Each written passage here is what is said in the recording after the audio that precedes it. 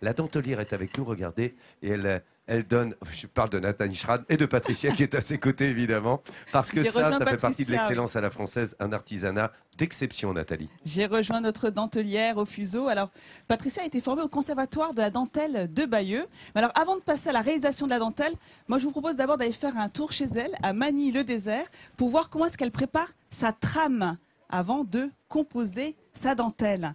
Alors, elle va d'abord dessiner ses motifs sur un papier millimétré pour que l'espace entre chaque épingle soit régulier. Donc, il faut bien marquer chaque emplacement d'épingle.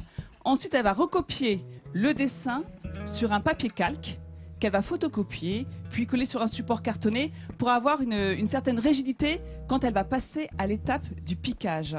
Et après, regardez, elle va plastifier son support pour ne pas salir le fil avec l'encre de l'impression, avant de passer aux choses sérieuses. Là, elle prend son métier à dentelle, appelé aussi carreau ou galette. On y pose notre papier en carton, donc c'est en fait le patron, et elle va suivre son modèle qui montre donc la direction à suivre pour les fils. Et alors les fuseaux en bois tiennent les fils, donc ils servent un peu de bobine, et le mouvement est toujours le même.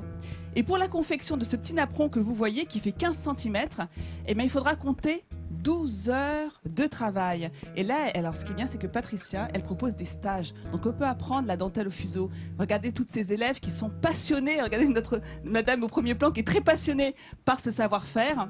Mais alors, ça demande une telle dextérité. Moi, je suis impressionnée parce que vraiment, je suis à côté de Patricia. Elle regarde les gens, elle regarde l'émission, elle papote. Et pendant ce temps-là, ben voilà, elle joue avec ses fuseaux. Alors, moi, je me demande comment vous faites pour ne pas vous emmêler les fuseaux, si je puis dire.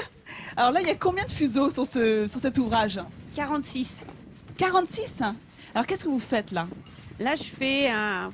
Ça ressemble à un petit napperon au départ et en fait, ça va être un chapeau. Un peu comme ce que j'ai dans les cheveux là. C'est la même chose. C'est très joli d'ailleurs. Ah non, c'est joli. Et alors, vous pouvez travailler jusqu'à combien de fuseaux ? Il n'y a pas de maximum. Il faut minimum 4 et après, il y a pas de maximum. Moi, j'ai travaillé jusqu'à 160, 200 fuseaux.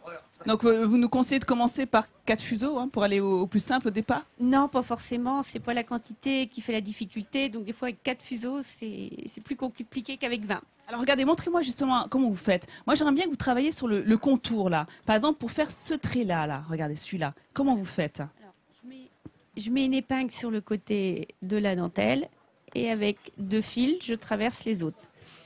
Donc, c'est possible de recommencer ? Oui. Donc, je croise, je tourne et je croise mes fils. Et donc là, on a travaillé pile à cet endroit-là. Voilà, c'est ça. Et il existe différents points dans la dentelle au fuseau ?